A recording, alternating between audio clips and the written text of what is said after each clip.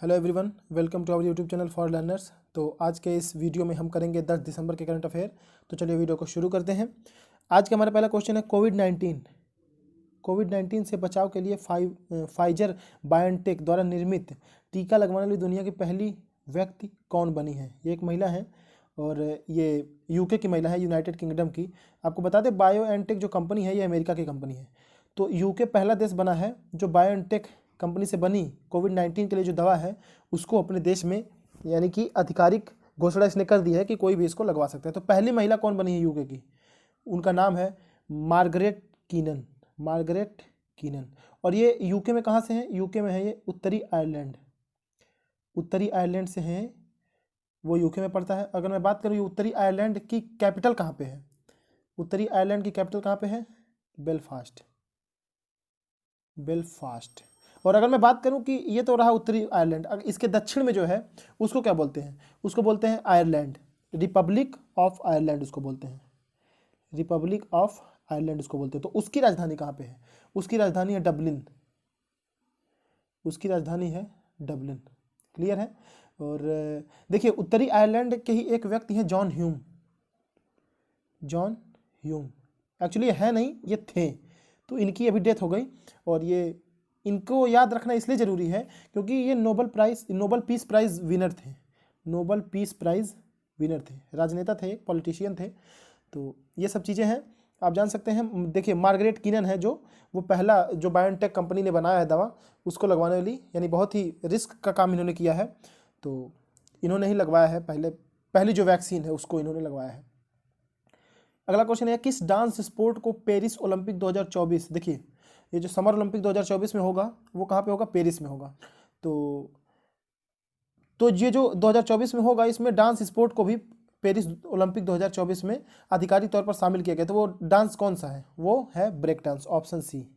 इससे पहले भी इसे उसमें शामिल किया गया था जो यूथ ओलंपिक हुआ था। कहाँ पे हुआ था वो? Buenos Iris.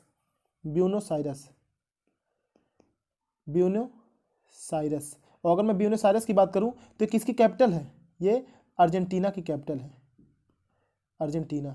आपको पता है अर्जेंटीना के एक खिलाड़ी हैं, फुटबॉल खिलाड़ी डियागो माराडोना, जो 1986 में वर्ल्ड कप के विनर थे, हीरो थे, उनकी भी डेथ हो गई है। तो इतनी चीज़ें आप जान लीजिए।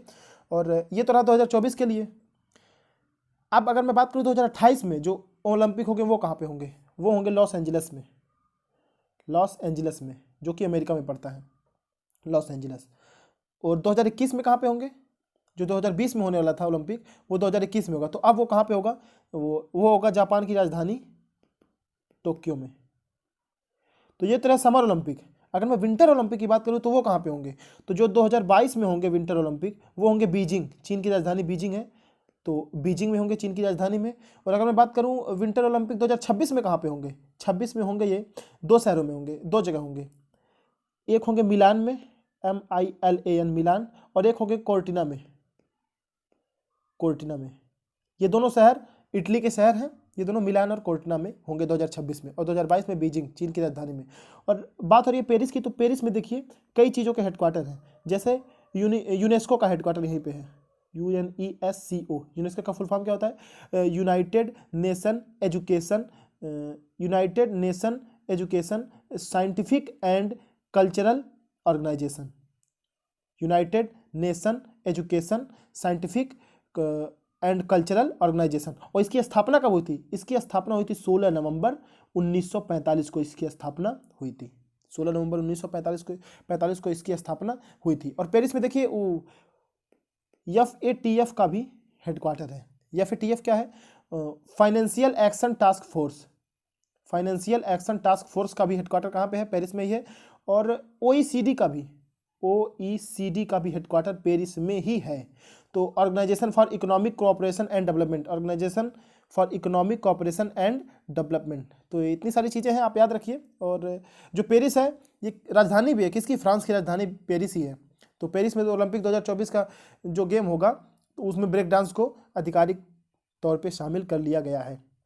देखिए जो इंटरनेशनल ऑर्गेनाइजेशन है उसका मैं अलग वीडियो बनाऊंगा कि उनके वहाँ हेडक्वार्टर कहाँ पे हैं, प्रेसिडेंट कौन है करंट में, तो ये सब चीज़ें मैं बताऊंगा। लेकिन आप यहाँ पे भी समझिए, जैसे जैसे जो शहर आते जाएंगे तो मैं वहाँ पे बताता चलता हूँ कि यहाँ पे किसी चीज़ का अगर हेडक्वार्टर है जो फेमस है, न्यूज़ में था, तो मैं बताते चलता हूँ।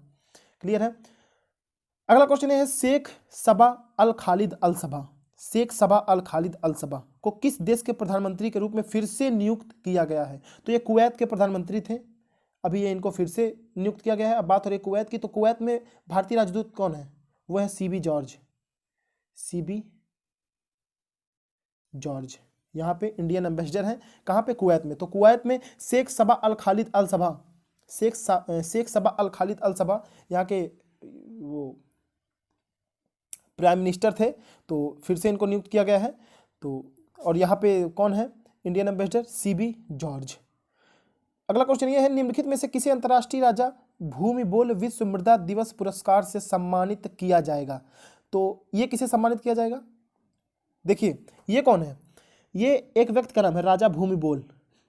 राजा भूमिबोल कहाँ के थे? ये थाईलैंड के थे, थाईलैंड। और अभी वहाँ के राजा कौन है? अभी वहाँ के राजा इनके बेटे हैं, राजा भूमिबोल के बेटे। उनका नाम क्या है? उनका नाम है महावजीरा लोंगकोन। महावजीरा लोंगकोन उनका नाम है। तो अभी इनकी देखिए, जो अभी थाईलैंड की बात हो रही है, तो जो थाईलैंड की मुद्रा है उसका क्या नाम है? थाईलैंड का मुद्रा है बाहत। बाहत यहाँ की मुद्रा है। और कैपिटल कहाँ पे है थाईलैंड की? थाईलैंड का कैपिटल है बैंकॉक।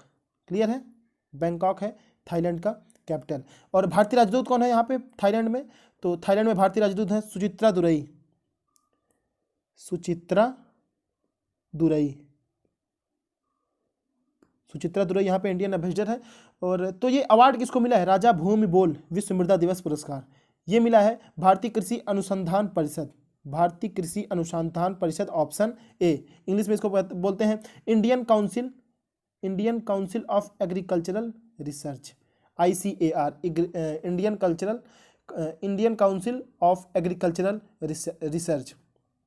क्या हम इसके थाईलैंड के साथ क्या हम कोई युद्धाभ्यास करते हैं?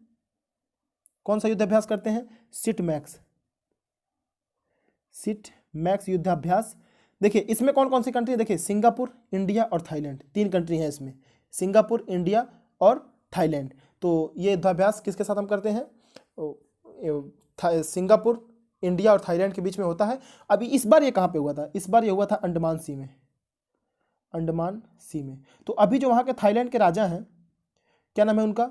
महावजीरा लोंगकोन, महावजीरा लोंगकोन। तो अभी उनकी सीट खतरे में आ गई, क्योंकि वहाँ के लोग जो है लोकतंत्र की मांग कर रहे हैं, तो अभी थोड़े प्रॉब्लम में है।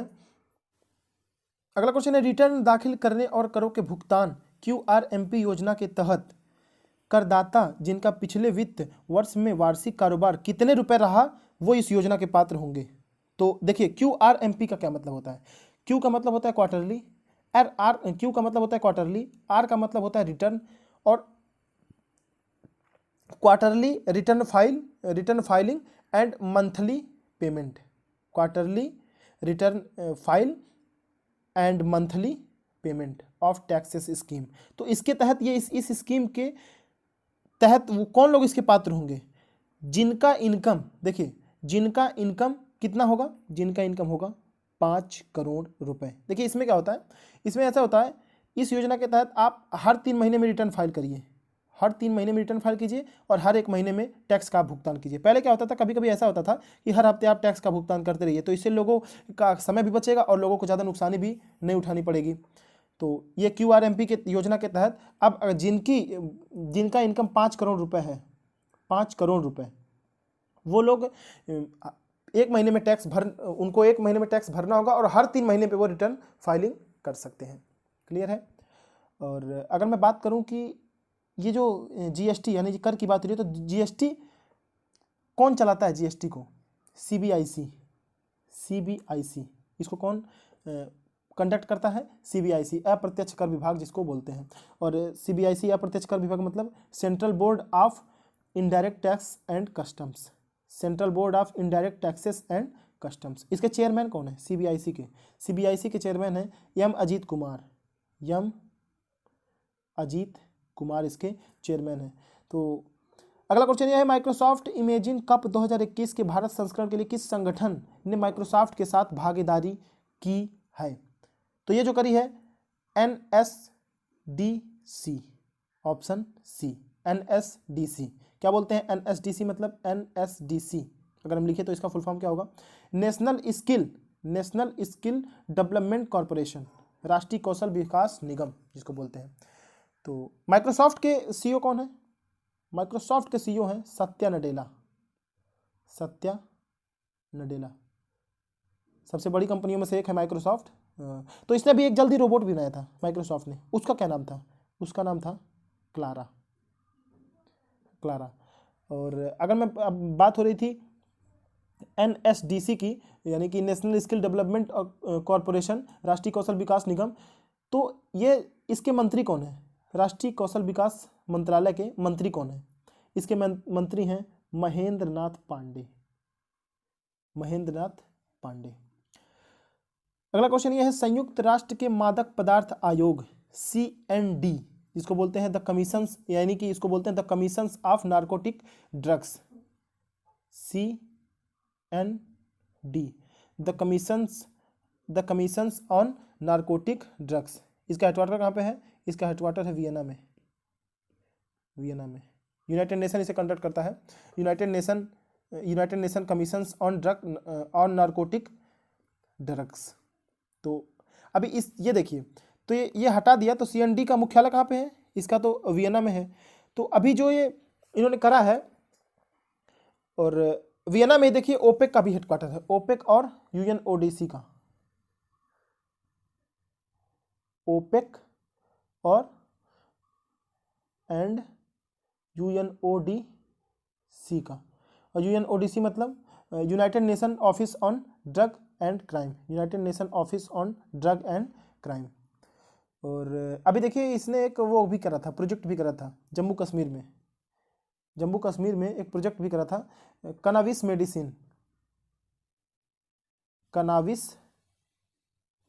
मेडिसिन। ये प्रोजेक्ट कहाँ पे करा है? जम्मू कश्मीर में। अगला क्वेश्चन ये है, अमेरिका के नवनिर्वाचित राष्ट्रपति जो बाइडेन ने किसे सर्जन जनरल के तौर पर चुना है? ये जो है ये भारतीय मूल के हैं, तो इनका नाम क्या है? इनका नाम है डॉक्टर विवेक मूर्ति। बहुत ही कम उम्र के हैं, 43 साल के भी ये हैं। तो ये जो है सर्जन जनरल के तौर पे अमेरिका में नियुक्त हुए, और ये भारतीय मूल के हैं, इसलिए इनको याद रखना जरूरी है। अगला क्वेश्चन ये है, अनीता आनंद की किस पुस्तक ने इतिहास से संबंधित प्रतिष्ठित पुरस्कार पेन हैंसल टिल्टमैन 2020 जीता है? तो ये जो पुरस्कार जीता है, ये कौन सी किताब ने जीता है? जिसको लिखा किसने है? अनीता आनंद ने। तो कौन सी किताब ने जीता है? The patient assassin. अगर मैं बात करूं द पेशेंट असैसिन में, ये किस पे बेस्ड है? ये जलियांवाला बाग हत्याकांड जो हुआ था 13 अप्रैल 1919 13 अप्रैल को जो जलियांवाला बाग हत्याकांड हुआ था, उसी पे बेस्ड है किताब द पेशेंट असैसिन। तो ये किसने लिखा है? अनीता आनंद ने लिखा है, जिसको अभी पुरस्कार मिला है पेन हैंसल टिल्टमैन 2020। अगला क्वेश्चन ये है, RBI ने किस प्रकार के बैंकों के लिए तरलता समायोजन सुविधा मतलब क्या होता है? लिक्विडिटी एडजस्टमेंट फैसिलिटी और सीमांत अस्थायी सुविधा MSF। अब MSF क्या होता है? MSF होता है मार्जिनल स्टैंडिंग फैसिलिटी। तो इसका विस्तार इन्होंने करा है किन बैंकों में करा है? ये करा है इन्होंने क्षेत्रीय ग्रामीण बैंकों में, इसका विस्तार इन्होंने किया है। तो किस में किया है? किन बैंकों में? क्षेत्रीय ग्रामीण बैंक। अगर मैं RBI की बात करूं तो RBI के अभी डेप्यूटी गवर्नर नियुक्त हुए हैं, उनका नाम क्या है? अभी हाल ही में नियुक्त हुए, उनका नाम है M राजेश्वर राव। हमेशा मैं बोलता रहता हूँ जब भी RBI की बात होती है, M राजेश्वर राव, ये उसके RBI के डेप्यूटी गवर्नर नियुक्त हुए हैं। अगला क्वेश्चन है, नेपाल और चीन द्वारा संयुक्त रूप से किए गए सर्वेक्षण के अनुसार विश्व के सबसे ऊंचे पर्वत माउंट एवरेस्ट की ऊंचाई पहले से कितने मीटर और ऊंची हुई है? देखिए माउंट एवरेस्ट की ऊंचाई क्या थी? 8,848 मीटर, सभी को पता था। तो 8,848 मीटर सभी को पता था। तो चीन और क्या बोलते हैं, नेपाल ने अभी एक सर्वे किया है, तो उसके अनुसार इन्होंने कितनी लंबाई इसकी नापी है? इसकी लंबाई नापी है 8,848.86 मीटर। तो यानी कि 86 सेंटीमीटर इन्होंने नापा है, तो उसमें इन्होंने ये कहा कि 86 सेंटीमीटर जो इसकी लंबाई है वो बढ़ गई है। तो क्या हो जाएगा 0.86 मीटर, ऑप्शन सी 0.86 मीटर। बात हो रही है नेपाल और चीन की, तो देखिए नेपाल की बात हो रही है, तो देखिए नेपाल में ही नेपाल के एक जज हैं, वो मुख्य न्यायाधीश हैं, वो इंडिया में ट्रेनिंग ले रहे हैं। वो तो इंडिया में ट्रेनिंग ले रहे हैं, वो कहाँ पे, किस यूनिवर्सिटी में ट्रेनिंग ले रहे हैं? National law university Jodhpur, national law university Jodhpur में ये ट्रेनिंग ले रहे हैं। और यहाँ जो अरुण 3 हाइड्रो पावर प्रोजेक्ट है वो कौन कौन किसके किसके बीच में हुआ?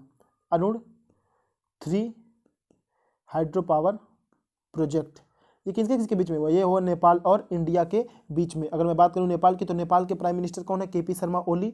और ये जो माउंट एवरेस्ट कहाँ पड़ता है, माउंट एवरेस्ट की बात हो रही है, तो माउंट एवरेस्ट कहाँ पड़ता है?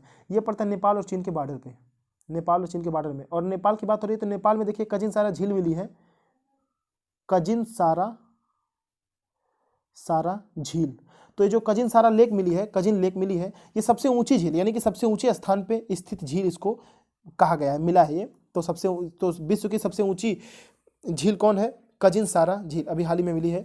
और यहाँ पे इंडियन एम्बेसडर कौन है नेपाल में? विनय मोहन क्वात्रा, विनय मोहन क्वात्रा, क्लियर है?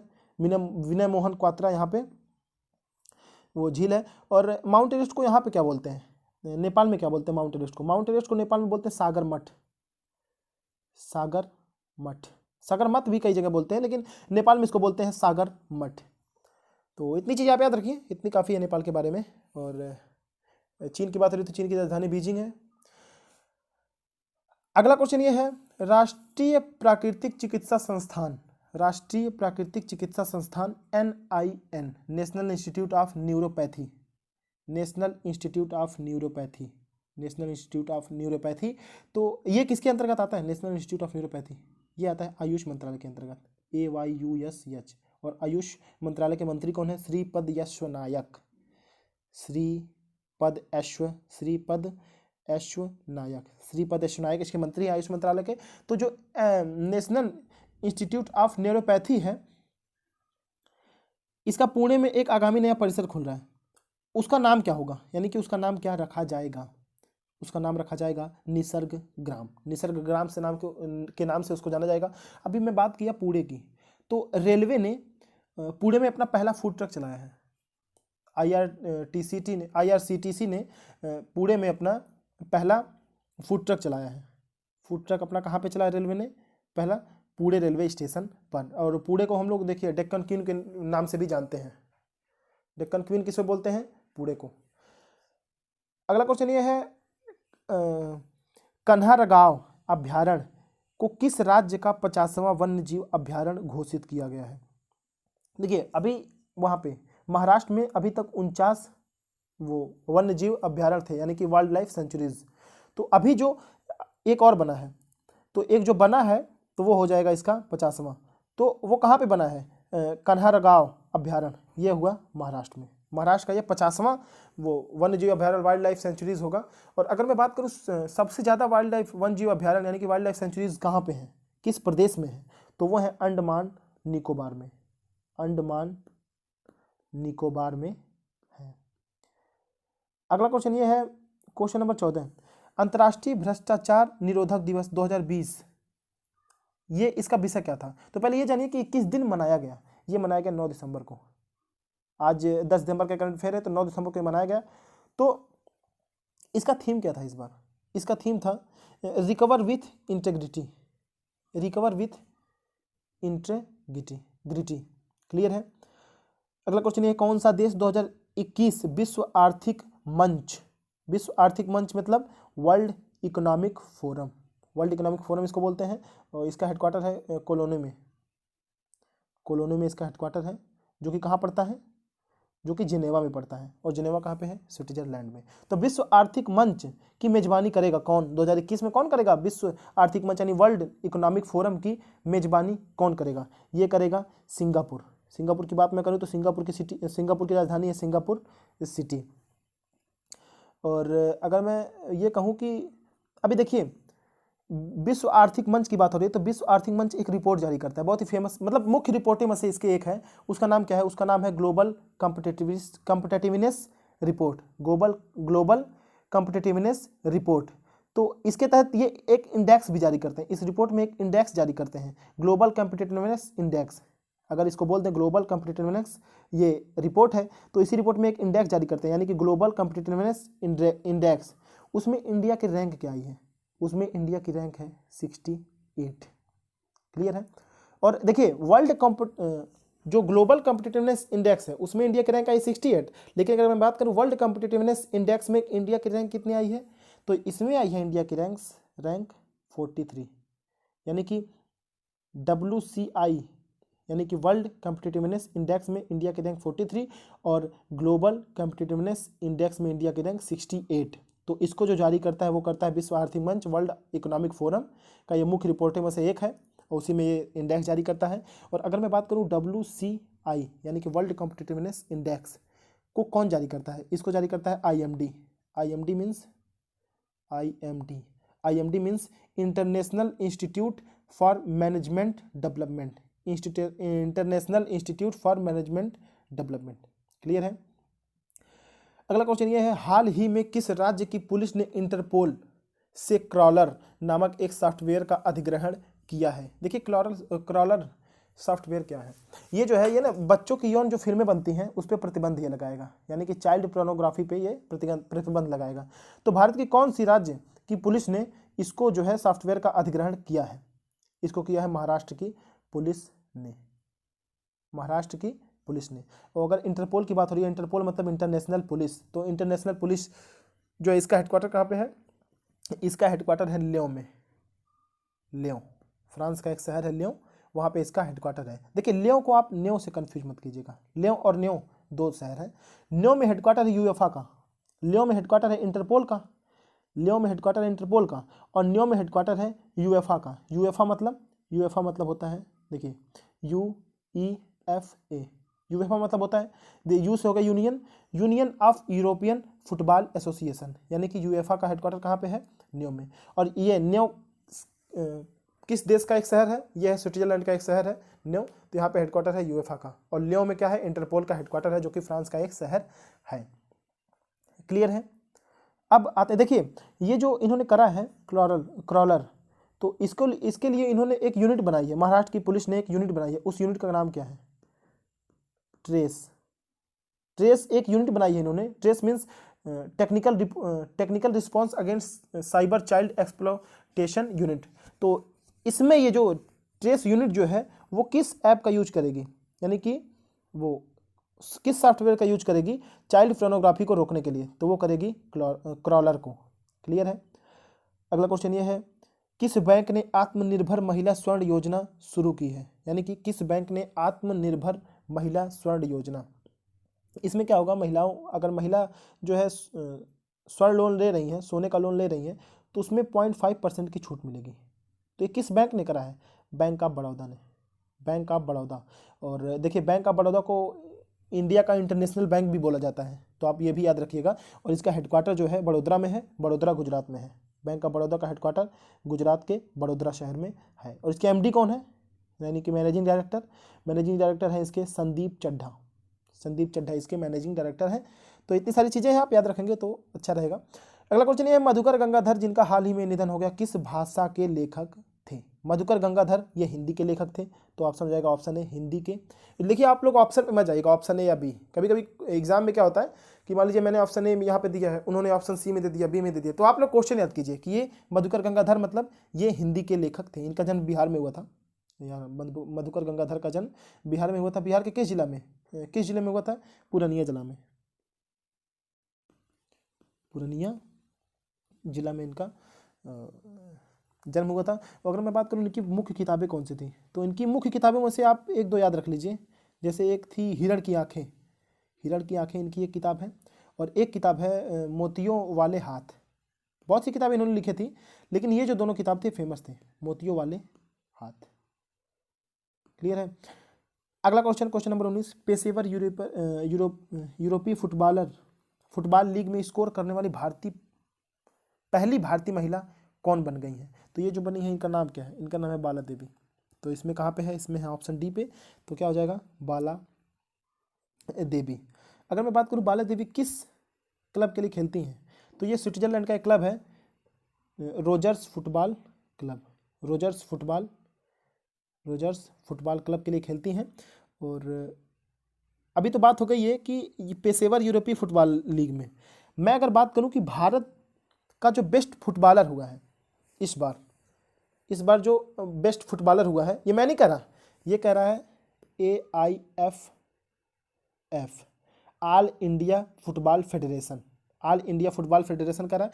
इसका हेडक्वार्टर कहाँ पे? ऑल इंडिया फुटबॉल फेडरेशन का इसका हेडक्वार्टर है दिल्ली में। दिल्ली में अगर मैं बात करूँ तो दिल्ली में कहाँ पे है? दिल्ली में द्वारका में इसका हेडक्वार्टर है। और अगर मैं बात करूँ आईफा का जो स्थापना हुआ था वो कब हुआ था? तो ये हुआ था 23 जून 1937। 23 जून 1937 को हुआ था। और इसके अभी इस समय प्रेजेंट टाइम में प्रेसिडेंट कौन है? तो ये है प्रफुल्ल